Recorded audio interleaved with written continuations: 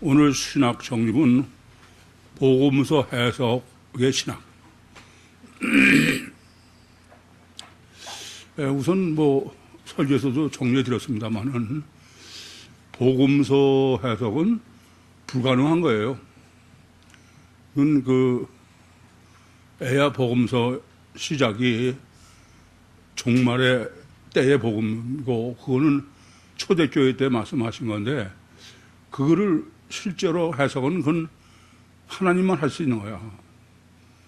그게 어떻게 가능하냐? 오늘 그 본문이 증거하듯이 먼저 성경 전체를 정립한 전제에서만 복음서를 해석할 수 있어요. 복음서를, 그럼 코끼리를 먼저인데 이건 하나님만 하실 수 있는 일이지 인간으로는 전혀 불가능한 거죠. 그래서 애초부터 하나님은 아예 수습구를 설정해 놓으신 거야. 창초부터.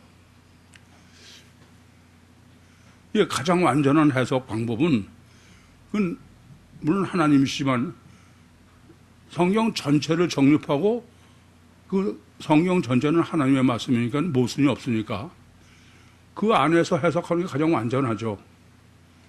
근데 그건 인간으로는 할 수 없는 겁니다. 인간은 부분을 가지고 정립해서 전체를 하는 거지. 더구나 아담 후손은 육체 우선이요 가시적 결과가 절대요 자기 중심적인 시야를 가지고 있어요. 시야가 좁은 거죠. 그거는 66권을 모순 없이 아예 정립한다. 그건 전화하는 얘기지 아무도 그 얘기를 하는 사람이 없어. 그건 말이 안 되니까. 그래서 복음서 신학은 마태복음 3장 2절도 회개하라 천국이 갖고 왔느니라, 또 4장 17절도 회개하라 천국이 갖고 왔느니라. 그 천국은 종말의 개념으로 말씀하신 것이지 그게 초대교회부터 적용될 수 있는 일이 아니다. 그러니까 저도 그동안에는 이제 해석을 잘못한 거죠. 침례 요한이 천국을 예비하라, 천국 예비하라는 거 가까웠다는 얘기는 예수님이 천국이다 그렇게 해석한 거고, 또 예수님이 천국 가까웠다는 거는 어쨌든 그건 종말로도 해석을 했어요. 그러나 근본은 그게 틀렸다. 그게 틀린 것을 뭐로 알 수 있느냐? 오늘 설교 다 정리했으니까 그의 해석이 틀린 걸 뭐로 알 수 있어요? 어떻게 해서? 응? 뭐라고? 아니지, 그렇게 해서 그것을 종말로 봐야 되는데 종말로 보지 않은 게 잘못됐다 이거야. 그러면 이렇잖아요. 회개하라 천국 가까웠느니라는 그것만 놓고 보면 가사 천국에 가까웠다는 얘기를 예수님이 갖고 왔다. 천국을 침례 요한의 천국에 갖고 온 건, 또 주님께서 천국에 갖고 왔다. 그거는 그래 종말이 갖고 왔다. 그렇게 해석할 수 없다고 틀렸다고 할 수가 없어. 근데 제가 그 둘이 해석이 틀렸다고 합니다. 그건 둘 다 종말이 갖고 왔다는 얘기다. 그럼 오늘 설교를 다 정리해 드렸는데 그게 종말에 천국이 갖고 왔다고 해석해야만 되는 이유가 뭐예요? 에?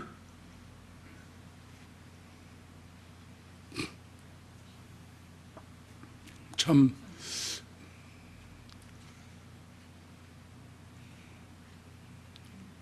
여러분은 아마 제 생각에 이래. 그냥 디다케, 유신 종교, 적용이죠. 기도하라, 봉사하라, 이런 기도에 익숙해서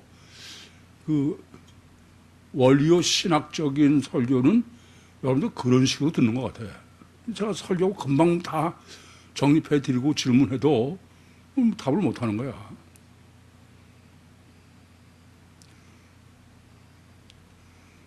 왜? 통일성이 모순됩니다. 뭐라고? 통일성이 모순돼요. 이쪽에서는 예수고 여기서는 종말이에요. 그게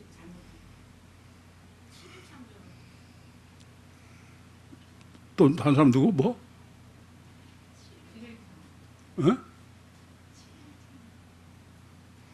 뭐라고요? 7일 창조라고 그래서 그게 그걸 종말로 해석해야 되는 이유가 뭐야? 그건 뭐냐면요. 이거 보세요. 제가 아주 신신 당부를 드리는데, 우리는 이 세상에 아무도 해석하지 못하는 걸 해석해. 그렇기 때문에 그 하나하나를 그냥 적당히 그렇게 해서는 여러분들 맥을 못 쳐. 여러분 자신이 그런 신앙이 안 돼. 그게 왜 종말로 해석해야 되느냐. 초대교회에서의 주님의 말씀을. 그건 마태복음 9장 28절에 추수꾼. 추수꾼은 언제부터 설정한 거라고요? 창조부터. 그래서 추수꾼 논리로 마태복음 10장 1절부터 42절을 정립한 거예요. 그래 안 그래요? 그러니까 그것은 아예 창초부터 천국에 가까웠다는 건 종말을 얘기하는 거지. 추수꾼은 종말에 해당되는 설정이지 다른 데 아니에요. 추수라는 게 다 이미 마태복음 9장 38절에 정립해 드린 것처럼 추수라는 건 다 끝내고 결론으로 할 때 추수꾼이야. 근데 그때는 그 추수꾼의 신학을 정립 못했기 때문에 저는 그것을 침례 요한이 천국에 가까웠다는 것은 천국을 예수님으로 해석했고, 그런데 추수꾼을 정립하고 보니까 추수꾼은 아예 창초부터 설정됐어. 근데 그 창초부터 언제를 설정한 거냐면 종말을 설정한 거예요. 그렇다면 창초도 아니고 주님의 복음서 사역의 시작은 초대교회에서 시간적으로는 했지만 실제로 하는 것은 그건 종말이에요. 그러니까 그러면서 마태복음 3장 2절이나 4장 17절에 천국에 가까웠다는 것은 종말로 해석해야 된다 이게요. 여러분들이 다른 데 가서 그걸 종말로 해석하고 그러기 때문에 성경을 먼저 코끼리가 아니면 복음서 해석 못한다 그러면 다른 사람한테 얼마나 비난을 들을 텐데 그래. 무슨 소리냐고. 그래 안 그래요? 제가 2단 시위로 할 때도 내가 저희 신학교 동기한테 여러분은 서신서 신학이고 나는 복음서 신학이라 그런다. 신학교 동생은 왜 양보를 못하고 자꾸 그러냐 이해를 못하는 거야. 그래서 그렇게 얘기를 했더니 막 펄펄 뛰는 거야. 아니 복음서 신학이 아닌 사람이 어딨냐 이거야. 왜 당신만 유별나게 복음서 신학인 것처럼 다르게 말하면 뭐 똑같은 거 가지고 남을 정죄한다 이렇게 해석해. 아까도 제가 말씀드렸어. 제 설교는 힘들어요.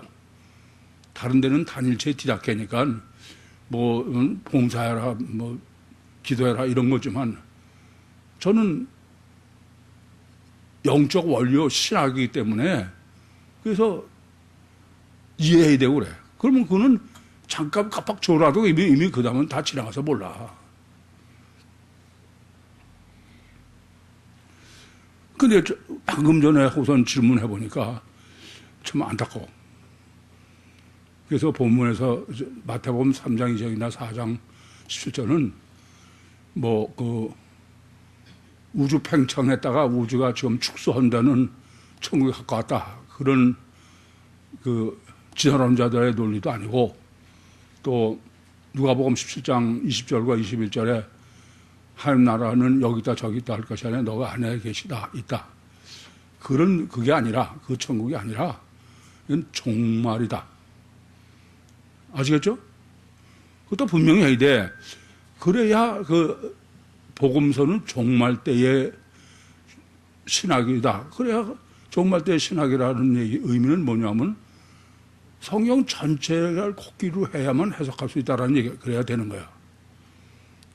아시겠어요? 근데 뭐 그런 건 다 빼놓고 그냥 코끼리만 기억하고서는 그렇게 해서는 여러분은 주님의 이 종말 사역에 전혀 쓸데없는 존재들이야.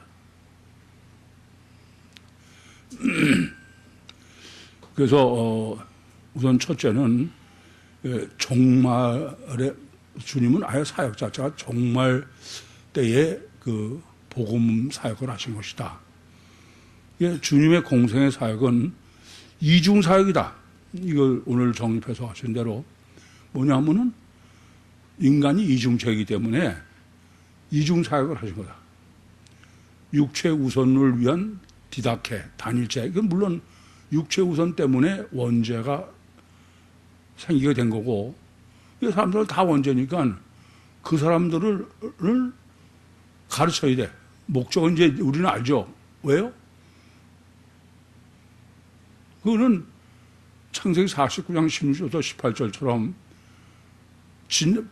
그 디다케가 목적이 아니라 케루소가 목적인데, 그건 디다케와 같이 해서 실려야 전해질 수 있지, 케루소만 하면 다 지워버려. 우리 이제 이런 신학을 다 정립했기 때문에 진짜 복음서 신학을 거의 완전에 가깝게 정립할 수 있겠다. 그래서 주님은 오늘 중요한 거는 단일체 이중 본능을 위한 디다케 사역과, 그게 목적이 아니에요. 목적은 이중체 이중 본능의 천국 구원이에요. 케루소다. 영이지 뭐 케루소니까 그거는 집어 던진다고 표현되는 거지, 그걸 무슨 놓고 설명하고 그래서 될 일이 아니죠. 그래서 오늘 중요한 것은 주님의 사역은 이 맞춤형으로, 단일체의 맞춤형으로 기록되어 있어요. 그렇지만 실제는 그게 아니라 이중 사역이다. 육적 사역과 영적 사역. 왜 육적 사역과 영적 사역이 꼭 해야 되느냐? 추수꾼으로 설정해 놓은 거다. 그러면 육적 사역이 아닌 영적으로만 하면 그건 아예 받아들이지 않으니까 없어지는 거죠. 그래서 창세기 49장이 그렇게 중요한 거야. 보존하는 거야. 그러니까 뭐 정립하지 못한 쪽에서는 피복음으로 잘 전파된 거야. 이해되셔? 그거는 2000년 기독교야. 근데 그것의 본질은 디다케에 있지 않다. 그게 오늘 본문이죠. 케루소. 신학을 정립해야 돼요. 그래서 먼저 신학을 정립하는 현재에서 디다케를 사역을 하셨다. 이 순서 자체가 먼저 코끼리 신학을 정립해야 주님의 공생의 디다케를 해석할 수 있다. 이해되시죠? 아마 여러분이 많은 의문이 풀릴 거야. 왜 그러냐면 여러분은 제가 해석하는 게, 저는 뭐 마태복음 10장 5절도 그렇고 가사 베데스다 우물가에도 그건 육체 종교 때문이 아니다. 박애주의가 아니다. 그런 거를 여기까지 신학을 정립해서 여러분한테 하는 건 아니야. 그건 이미 결론으로 여러분이 아시다시피 하나님께서는 제게 하나님의 설정하신 코끼리를 먼저 정립하도록 해주신 거예요. 오히려 제가 참 놀래. 그러느라고 추수꾼으로 설정하시고 창세기 49장으로 설정하시고 요한복음 10장으로 설정하신 거예요. 그래서 복음서 해석은 먼저 코끼리로 신학을 완전하게 정립해야 돼. 그게 오늘 본문으로는 뭐예요? 마태복음 10장 1절부터 42절. 그거를 지금 1절, 지금 본문에서는 주 예수께서 12 제자들에게 명하시기를 마치셨다. 명했다고 번된 헬라 원문은 디아타소다. 그는 정확하게 정리했다. 1절부터 42절로 마태복음 성경 전체의 신학을 아주 정확하게 정립해 주셨다. 그런 얘기죠. 먼저 그런 다음에 후에 동리에 가서 두 가지를 하신 거예요. 디다케도 하시고 케르소도 하시고 선포도 하시고. 그래서 이중사역이다. 그 이중사역의 이 본문의 증거는 메타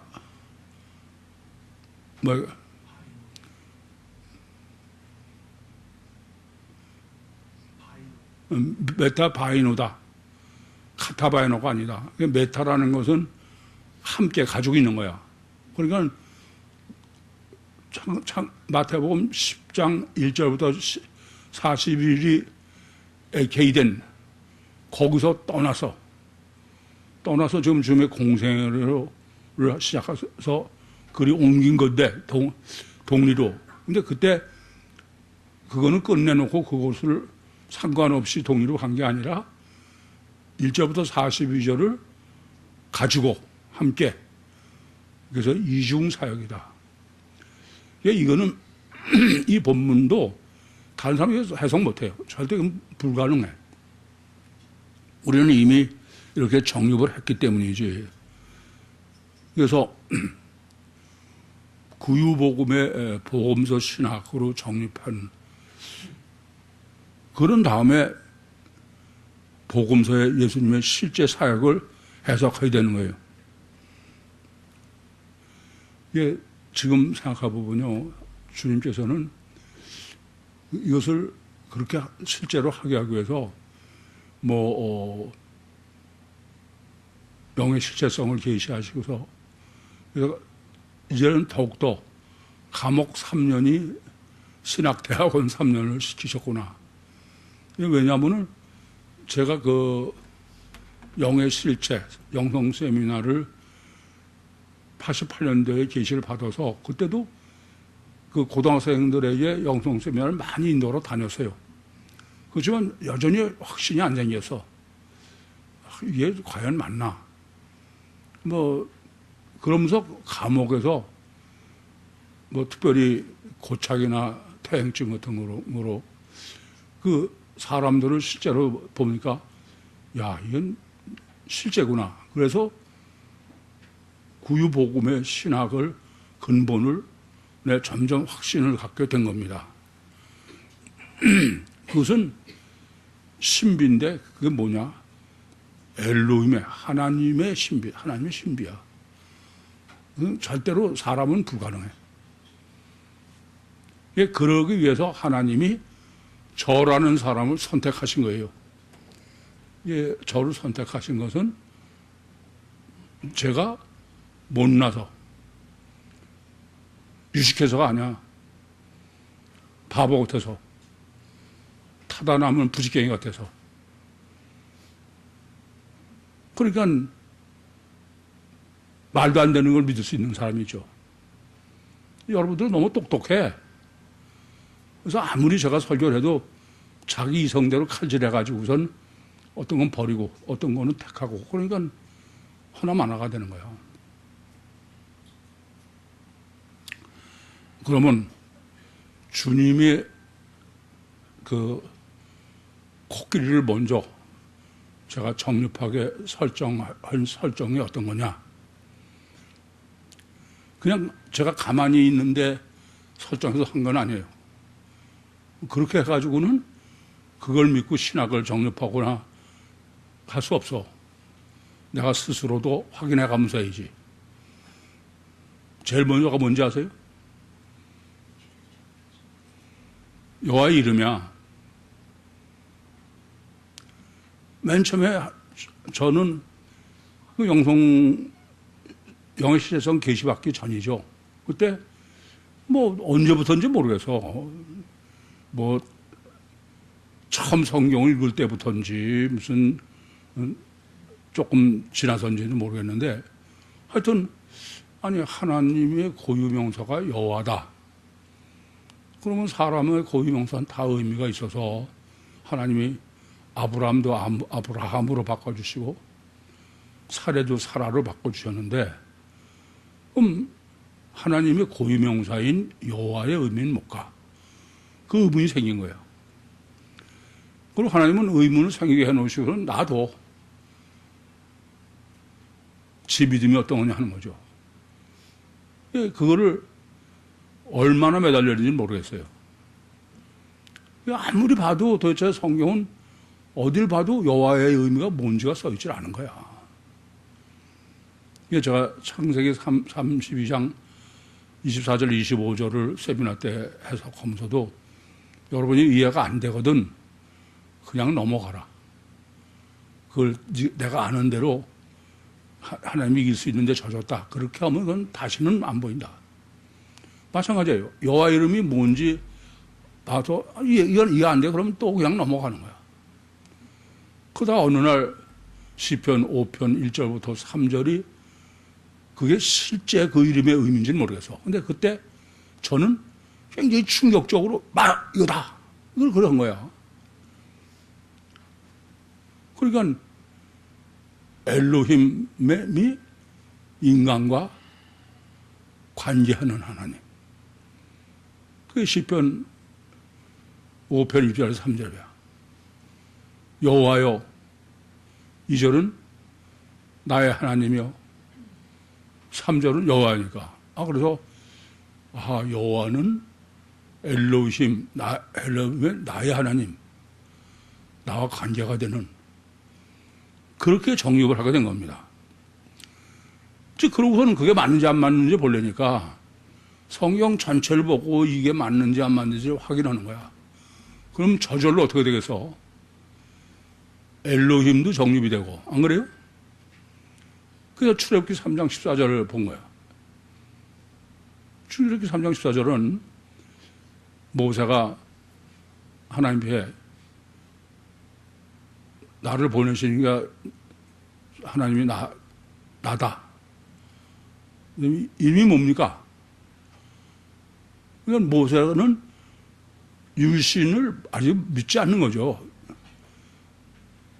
그러니까 하나님이 나는 스스로 이른 자다. 스스로 이른 자라는 게 객관적으로 존재한다. 이게 이게 무슨 의미일까 하고 별 생각 다 하죠. 그래서 결론은 엘로힘이라는 개념은 하나님이 여호와가 이미 관계성의 하나님이라는 걸 알았으니까 엘로힘은 객관적으로 존재하는. 그래서 엘로힘이 복수로 쓴 것까지 다 이해가 된 거야. 왜냐하면 모든 신은 엘로힘이고 모든 신은 원칙적으로 객관적으로 존재하는 거야. 우리를 도와줘서 선하게 한다든지 죄를 안 지게 그런 건 안 해. 그냥 보고선 심판만 하는 거죠. 그래서 원래 신의 속성은 성부가 하나님으로 계시한 것처럼 나는 스스로 존재하는 자다. 이렇게 부동불변의 진리로 천국에 계신 하나님이 왜 여호와냐? 여호와는 아까도 시편 5편에서 하나님이 나와 관계되는 예레미야서 31장 32절이 결정적이죠. 나 여호와가 너 열조의 손을 잡고 애굽에서 나왔다. 여호와는 인간과 실제적인 관계성의 하나님이다. 왜 그러냐? 하나님은 천국에 계신 거로 믿으면 그건 관념백이 될 수가 없다. 그래서 실제로는 천국에만 계신지도 몰라요. 근데 인간과 실제적인 관계의 하나님으로 이해하기 위해서 여호와로 했다.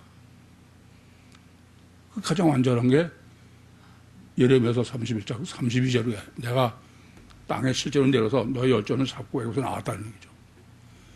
그럼 왜 그렇게 하셨느냐? 그래야 이제 임마누엘 최종 목적은 하나님이 우리 안에 오신다. 그런데 이렇게 이거를 고민하면서 계속 확인하는데 놀라는 거는 이 제가 지금 해석하는 하나님의 호칭에 모순이 없는 거예요. 그러니까 우리가 얼른 보기에는 뭐 어디에는 엘로힘으로 계시하고 어떤 건 여호와로 하고 어떤 거는 엘로힘 여호와로도 하고 그렇지만 그게 모순이 없이 완전해. 그래서 나도 모르게 코끼리를 정립하게 된 거야. 성경은 그 다음 내용이 뭔지를 하나의 호칭으로 이미 계시를 하신 거예요. 우리는 그래서 그 호칭 신학이 얼마나 중요한지 알지 않습니까? 이건 호칭 신학을 자꾸 정립하면은 성경이 저절로 완벽한 통일이야. 이건 엘로힘 여호와 임마누엘이 모순 없이 직선으로 정립을 하면은 그 원리에 맞게, 그러니까 하나님은 방대한 성경이 완전히 통일성으로 우리가 계시할 수 있도록 설정해 놓으신 게 뭐예요? 호칭인 거야. 그래서 저도 호칭 신학 때문에 통일성으로 정립했다라는 사실은 몰랐어요. 근데 어쨌든 저는 성경을 늘 통일성이 모순은 안 돼, 해보면 항상. 이번에 정립하면서 보니까 하나님께서 저로 하여금 방대한 66권의 성경이 모순이 없는 완전한 통일체의 성경으로 보게 하시는 방법이 신론이다. 그래서 여러분에게 아주 신론을 읽기를 신신당부를 한 거야. 이 말 듣고 찔리는 사람 없어? 다 찔리지 뭘. 읽으라고 해봐야 잡으면 한심해. 의무랑만 하는 거야 그냥. 보고선 생각 없이 그러면 칙칙칙칙 하고 하는 거야 그냥. 이거나 말하죠. 왜 여기서는 이렇게 했나? 그걸 생각을 해야 되는데. 그러니까 뭐 잠깐 사이에 한 번 읽고 다 몇 번 읽었다 이거야. 예, 그런 사람들은 그 전에 신을 읽는 성경을 제가 이렇게 보면서 그 위에 신앙을 보면은 발전이 없어서 안 돼. 오늘도 제가 정립해서 말씀드렸지만 지구상에는 성경적 신학은 아무 데도 없어. 그런데 구유복음이야. 그러면서 제가 신론 읽으라고 그렇게 신신당부를 해. 안 듣는 거야.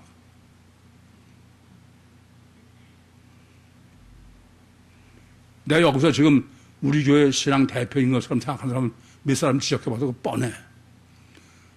읽기로 횟수로 10번 될지 모르죠. 그건 한 번도 읽는 게 아니야, 그렇게 읽는 거는.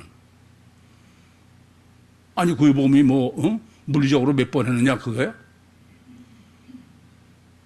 생각하지 않으면 전혀 안 되는 게 되겠네. 첫 번째는 이렇게 통일성의 신학을 정립하게 하시는 것으로 호칭 신학을 정립하게 하셨다. 두 번째로는 영성신학에 제가 85년도부터 예수 잘 믿는 학생 공부 잘하는 비결을 알려주십시오. 그런 원종수 권사라는 사람 때문에 어떤 사람이 되게 해달라는 비결을 알려달라고 3년 이상을 하던 하나님에게 미친 사람처럼 기도했어. 제가 여러분들의 그 종교적인 구유교회 신앙을 보면서 참 저렇게 해가지고 하나님이 들으실까? 그냥 의무량이야, 그냥. 저는 제가 생각해도 미친 사람처럼 했어요. 난 그래서 놀이학교에서도 뭘 하든지 애들이 몰입해야 돼.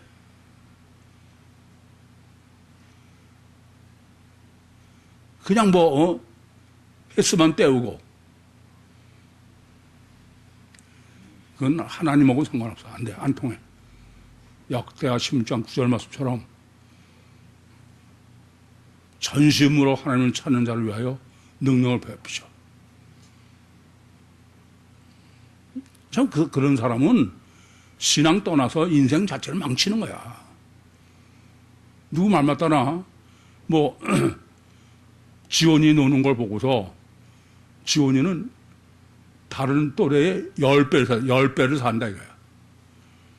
얼마나 그냥 몰입해서 집중하는지. 아까 여기서 드럼 치고 피아노 그런 데다 내들 이렇게 봤어. 거기서 완전히 드러나. 거기서 그냥 슬슬 구경하는 애하고 용민이 같은 애는 그냥 뭐 지가 들은 것처럼 애들이라는 게 그런 열정이 있어야지.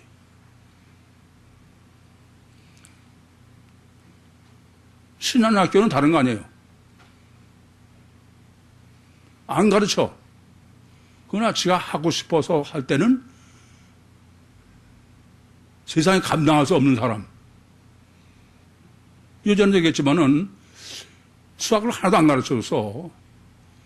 근데 지금 이제 중학교가 된 애가 해가지고 지금 수학을 뭐 6학년 걸 한다나 5학년 걸 한다나. 근데 공부할 시간을 안 주는 거야. 교과서 집에 갖고 가는 것도 안 주고. 그러니까 할 수 없이 끝나고 나서 여기서 공부를 하고 가면 안 되냐. 이게 끝나고 여기 남아서 공부해. 그런 애하고 하기 싫은 걸 그냥 억지로 그 자체를 떠나서 그 사람은 인생의 가치가 전혀 틀려. 그건 전혀 틀려요. 이 점을 아셔야 돼. 그래서 88년도에 주님께서 저에게 영내 실제 영성 신학을 계시해 주셨어. 근데 그 하나의 방법은 항상 그러셔. 그렇게 계시해 주시고서는 나머지는 네가 정립하라. 이거야. 오늘도 마태복음 11장 1절을 계시해 주시고 네가 정립하라. 이거야. 88년도에 계시를 받고 그렇게 고등학생들 영성 세미나를 인도하다가 감옥 3년 동안에 가면서 정립한 거예요. 그래서 그렇게 정립을 했으니까 보고부서 신학 때문에 이단을 자처하게 된 거고, 또 아까도 말씀드렸지만 98년도에 레디오 코리아에 가서 영성 세미나를 인도하면서 거기 신학자들이 다 놀라는 거야. 그건 도저히 불가능하다 이거야. 목회한 지 8년이에요. 목회한 지 8년이 아니지. 4년에 이제 보니까 94년도부터니까. 그리고 이단된 게 6년이야. 2000년이니까. 왜요? 그건 도저히 사람으로서는 할 수 없는 거야. 이 점을 아셔야 돼. 지금 이 자리에서는 내가 이런 대단한 사람입니다. 그러려고 하는 거 아니야. 보통 늘 여러분에게 당부를 드려. 나를 의심하면 안 된다. 그건 절대. 성경 해석이 뭐고 성령 하나님을 절대다. 그걸 신신당부를 드려.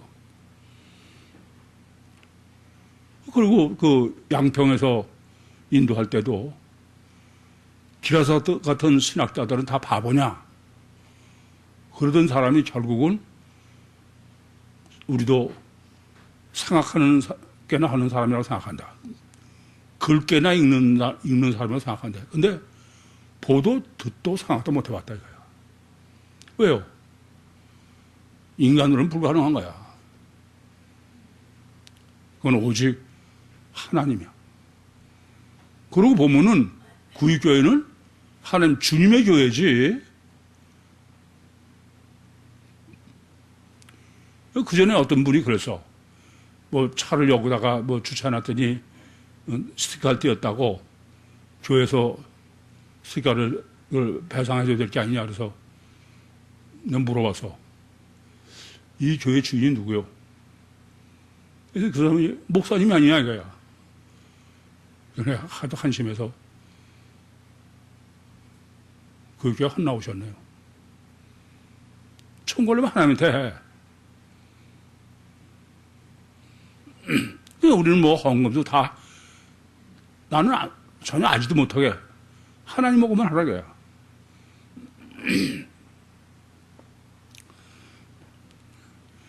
이렇게 정립을 해야 절대 믿음이 생겨요. 절대 믿음이. 흔들리지 않는 하나님이 계시해 주신 것만 가지고 하면 그건 금방 흔들려. 근데 계시해 주신 것을 뭐 감옥 3년 무슨 세상 30년 목회하면서 그래야 확신이 생기는 거죠. 절대 믿음이 생긴 거야. 하나님이 하신다는. 그렇지 않고 보이지 않는 하나님이 하실 것에 확신이 어떻게 생겨. 그런 결과이기 때문에 놀이학교나 태교나 이런 걸 다 할 수 있는 거지. 그걸 어떤 분 나타나 검증되지 않은데 자식을 어떻게 맡기느냐. 그 말 전혀 이성적으로 잘못된 거 아니야. 근데 그럼에도 불구하고 아닙니다. 그럴 수 있으려면 그건 어떻게 했냐. 장기간에 통해서 하나님의 역사를 절대 믿음으로 정립해야만 가능한 거다. 뭐 놀이학교가 됐든 뭐가 됐든 이단이 됐든 상관 안 하는 거예요. 여러분들은 그렇지 않으니까 이게 맞는 것 같다가 한 발 들여놨다가 또 한 발 빼고 이러고 가니까 뭐 한심하지.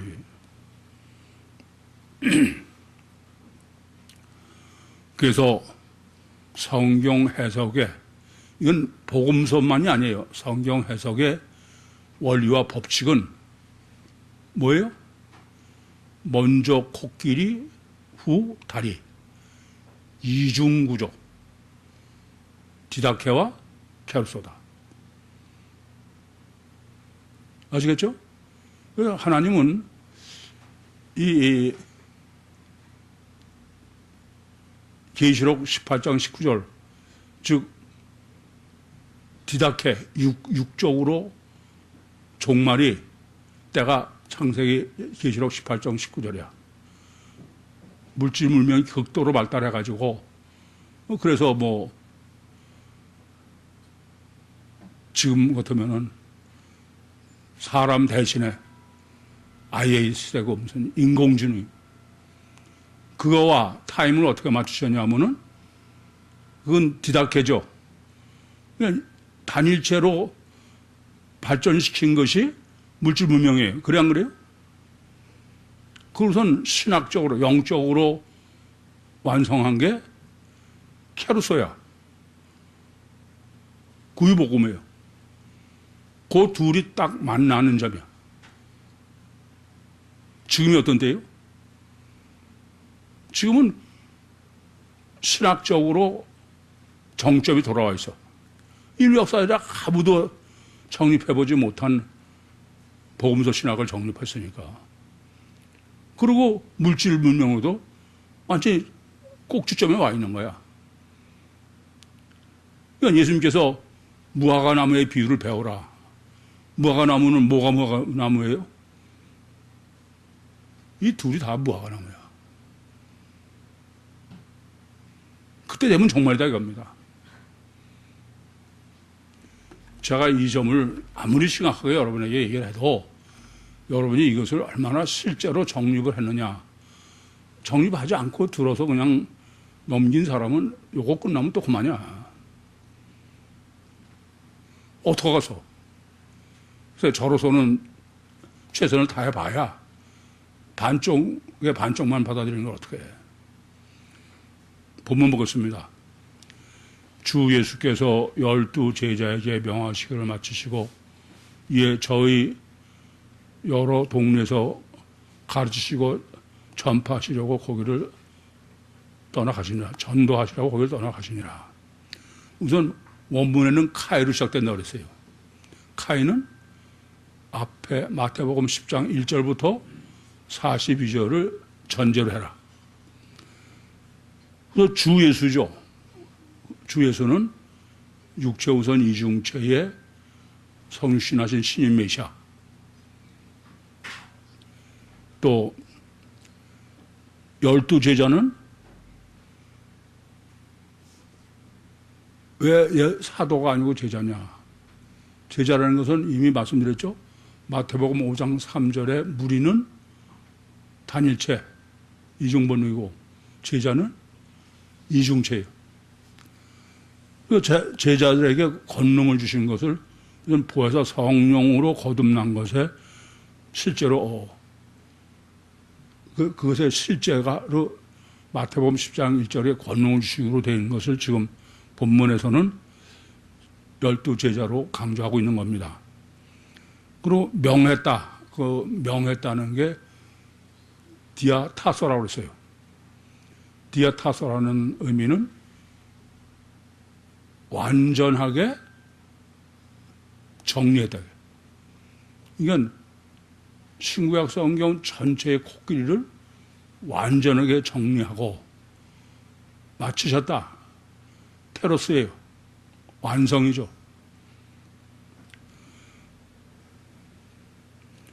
그러고서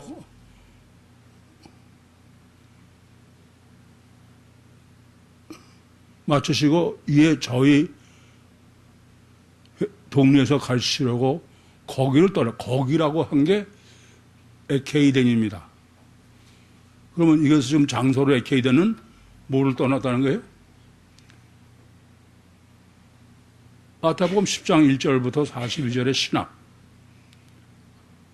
근데 거기서 마치셨다는, 그러고 떠나서 동리로 갔다는 거예요.